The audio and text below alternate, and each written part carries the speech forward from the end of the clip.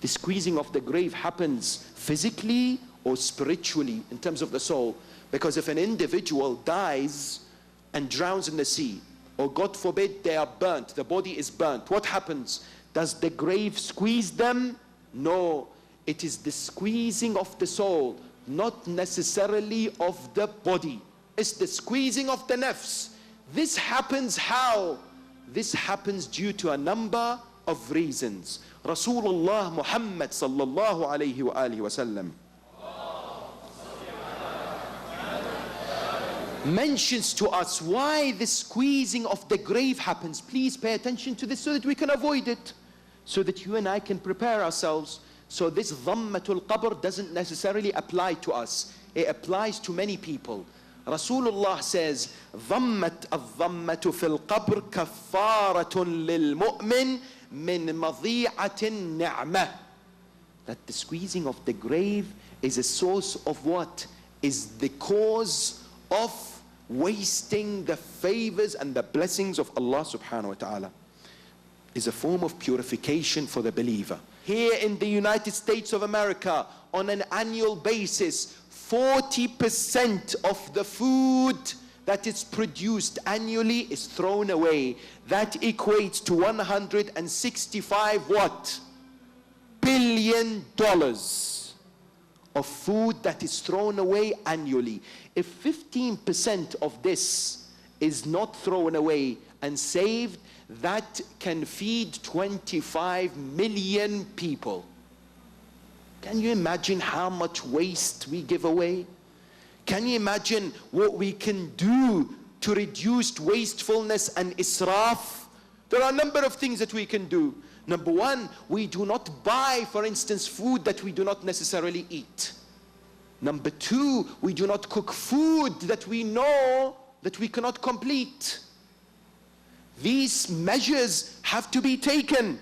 And indeed, shopping wisely, making sure that the leftovers are eaten, and all this are sources by which we can ensure that the ni'mah that Allah subhanahu wa ta'ala has presented us and has given us, and indeed some others around the world, many would not necessarily have, is preserved. What else causes the squeezing of the grave? And please pay attention to this because not many people know.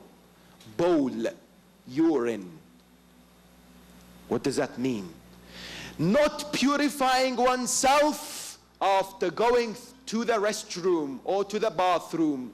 This is in hadith that Islamic jurisprudence says that water must be used to purify oneself after passing urine twice if the water is not running. In other words, you have a cup or a basket or whatever, a container, you need to use water twice. If you do not do so, and like for instance others use tissues in the restroom or whatever, and you make a habit, this is a source for what? For the squeezing of the grave. And this is found in hadith. That's number one.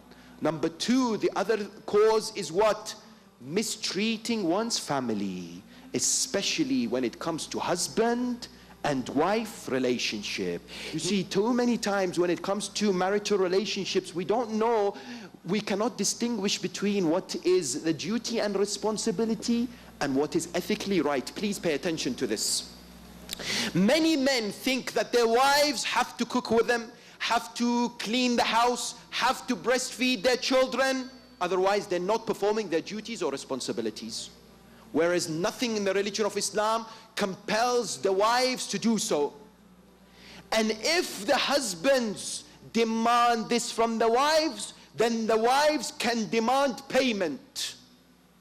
Tell me, how many wives out there go forward and say, I've cooked for you, this costs $50?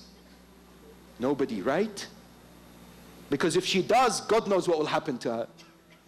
Whereas in reality, the religion of Islam says, don't look at marriage as a give and take. I give this for you, you do this for me. Because it works the other way around.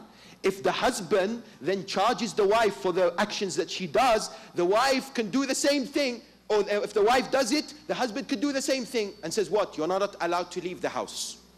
Baba, I want to go and visit my family. No, you're not allowed.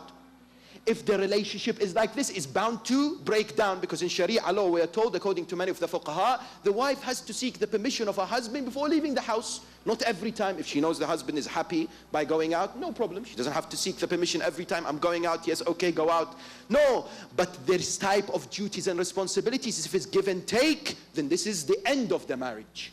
It has to be founded on love, on mutual respect, on trying to reconcile, on diffusing situations. Likewise, when the wife does what? Becomes patient with the husband if they've come back tired or angry, or they've seen things during their working day, and they express love and they display their emotion towards the husband out of compassion, Allah subhanahu wa ta'ala rewards them greatly. Rasulullah says that if a wife does this, Allah grants her the reward given to Asiya, the wife of Fir'aun. Imagine, so much reward exists for those who appreciate the importance of keeping what? A marital relationship based on love and respect and understanding. Not treating each other as adversaries or enemies. Not trying to get one over the other. Because this would cause what? This would cause dhaghtatul what? Dhaghtatul qabr. And the other final cause of dhaghtatul qabr is namima. Namima is what? Is slandering. Speaking ill of others and spreading rumors. Rasulullah says, Tuba man shaghalahu uyubuhu an uyub nas. May the mercy of God and paradise be reserved for those who are busy with their shortcomings, and that distracts them from looking at the shortcomings of others. What's the business of mine when I look at what people do and indeed dissect their lives? That's not my business.